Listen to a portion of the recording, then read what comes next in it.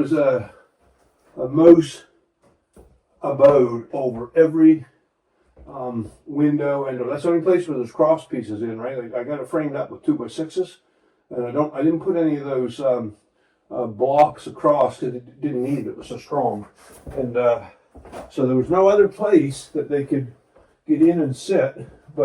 And the worst ones were that one and those two because they're seeking warmth. Okay, so anyway. First thing we had to do, we took, you can see all the new boards, all the stuff that we took off looking for sign. We took those off and we cleaned the joists that had the stain and the pee and all that stuff on it. And it still didn't get rid of the smell. I washed it with Jevex. I did all that stuff. Then we bought this paint that seals the wood.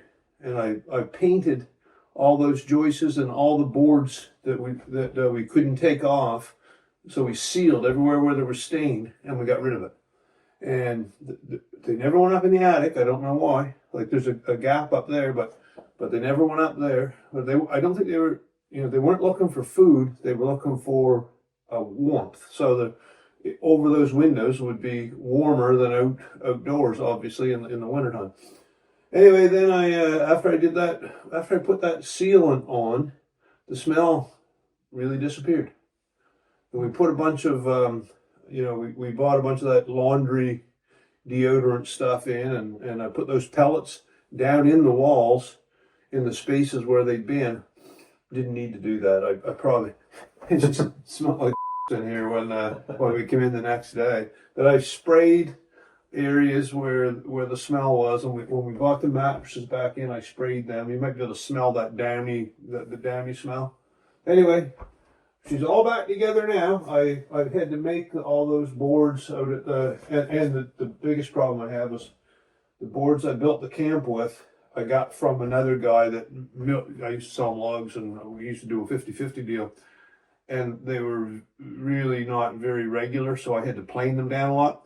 And the boards that I used, I didn't have any way to compare, and I didn't really plane them down enough, so they're a little thicker. But and I caulked in all around the places where I put them in, and caulked some other places too with a caulking gun. Had to make some new frames and all that kind of stuff. But anyway, she's all back together now.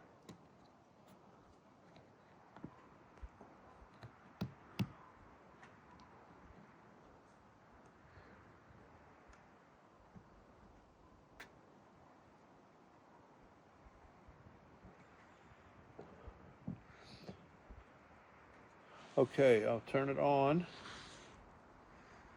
and we can control it with the remote from inside.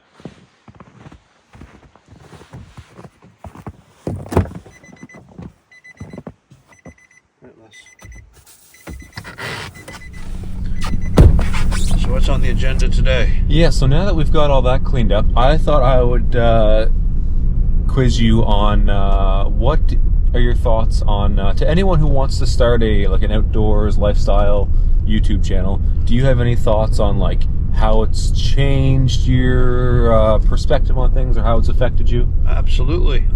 First of all, we've had some fun with it. And we've got stuff on record that we can look back on. As you mentioned the other day, we can look back in this in 15 years time and say, how crazy were we doing this stuff? But it's when you try to do videos that are instructional, which I think are our most popular, it also makes you think about what you're doing. So, for instance, when I did the thing on the power saws, little power saw maintenance, it reminded me of all the little things that I try to remember to do each day, and hopefully that was useful to other people. Same as the mill shed. Anyway, I don't know if that answers your question. No, that's great. Would you say it's had like a positive impact on your life or a negative impact? Like absolutely a positive impact. I've enjoyed it, and I think it's been useful to other people too. I have a number of people that come up to me and say, saw the video, that was good, or there's ones that they perhaps don't think are useful at all, but for most part they like them. Yeah. And for me, it's again, I've had fun doing it, and as just mentioned in the last question answer, it reinforces some of the things that I should be doing. some of the stuff around the mill, some of the stuff in the woods. It kind of reinforces some of the things there. Anyway, what would be your least favorite thing about making YouTube videos? When the director producer makes me go back over something. It's generally when I answer a question or I talk about something, I can do it 16 different ways, but generally the first part that comes out is the best. So don't make you redo things. That never happens. It's all off the cuff, right? Yeah, most of my stuff I can do off the cuff. You know, I can. Yeah, it's true. For the most part, everything's unscripted. But anyway, I know when I did that one for Forest, Nova Scotia, their technique wasn't anywhere near as advanced as yours in terms of getting my stuff out that you wanted to hear and how you wanted me to answer. They weren't really planned as well as what generally we are. If you could give advice to Joe down the street, Joe wants to start his own like outdoors lifestyle YouTube channel, what advice would you give? Well, first of all, I mean, I guess you and I have talked about this. Don't expect to make a whole bunch of money because it takes a long time to get the viewers, the hits, and the subscribers. Yeah, it's don't do it for the money. You just gotta like to make videos and stuff. But the other thing is, if you're gonna make a channel with a certain type of content, make sure you have enough things that you can get content on. Like we've got the mill, we've got the machinery, we've got our woodworking. We haven't done any on cross-country skiing or snowmobiling since we started this YouTube channel, but we've got all those things that there's potential to do. We probably... I have such a long list of video ideas on my phone. There's, we could probably do twice as many as what we already have and not go through the same type of content twice. I mean, we did a follow-up on the mill shed design and showed the things that I think were goofs on my part when I came up with the plan. And the second video was almost as well received as the first one. The first one it took off like crazy. But that's the biggest thing. Besides, don't expect to make money on it right away or at all, if ever. Do it for the fun of it. But the second thing is, before you jump in, make sure you're going to have lots of content for the future, so it doesn't look like you're, what am I going to do next? I don't know if I can do a... Well, then you don't put pressure on yourself, and that way you're making quality videos too. You don't want to just put something out that's boring. And I mean, I'm sure we put up boring things, but stuff that's boring to some though isn't boring to everyone. Like some of the ones that haven't received a whole lot of views are basically viewed for the content by people that are interested in that content. Right. Like a tractor equipment one.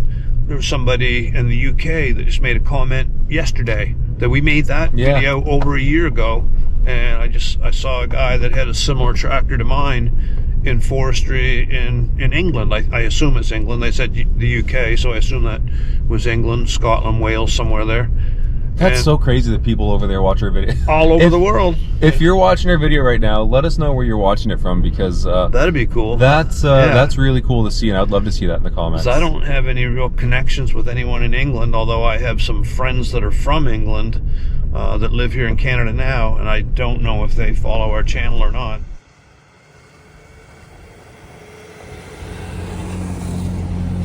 Now we've had like the comments from people in overseas in Europe and stuff. We've also had some negative comments. Do you have any advice for anyone dealing with the negative comments or any? Yeah, like I know I flew off the handle at a guy once, and then I just... Oh my God, really? I just took my comment down. There was a guy that I missed that. Was questioning me because like I've been around mills and lumber equipment all my life, and I'm sure this guy was some urban weekend warrior with a new mill. But he questioned me calling a Canthawk a PV. Now, a Canthawk and a PV they're two different uses. They're basically the same design with a different kind of point and a shorter handle for the Canthawk. A Canthawk is a PV that you use in a mill. That's all. That's the only difference. Is I'll take the heat for that. I think I prompted you to say I can't, and when it's actually a PV, I just thought it would be a funny video to make. Anyway, it was kind of I got kind of rude, and then I just deleted my comment. I don't know if he ever did see it or not, but it was his comment was totally ludicrous. He was trying to show everybody what he knew, which made no difference to anyone in the world. No, I think if you go through the comments on that video, there's so many people saying it's not a cant, it's a PV. Yeah. I'll take the heat for that. Okay. Well, anyway, those are things that are basically irrelevant on the big scheme of things. Yeah. Anyway, because I have both a cant hook and a PV at the mill all the time when I am milling, and the cant hook with the short handle won't turn those huge lugs that I put on, so I need the PV for that. And the cant hook's great for medium to small size stuff because it's a little more convenient with the short handle around the tracks. But other than that, but no, I have. That's the only time I ever got upset with anybody saying stuff. But generally, people are quite receptive and enjoy what we're doing. And there's always going to be those, keyboard warriors that are going to be looking for something. That's what that was. Sorry. I would say the probably the hardest thing about YouTube, which we found, is it's just. It sounds cringy to say, but I feel like the hardest thing is getting subscribers. Yeah. We're fortunate we get a good amount of people subscribe. We haven't hit 1,000 yet. That's kind of our goal. 928 as of this morning. So my last note here is if you're watching this, you've made it this far in the video, hit the subscribe button, help us out, and help us reach our goal.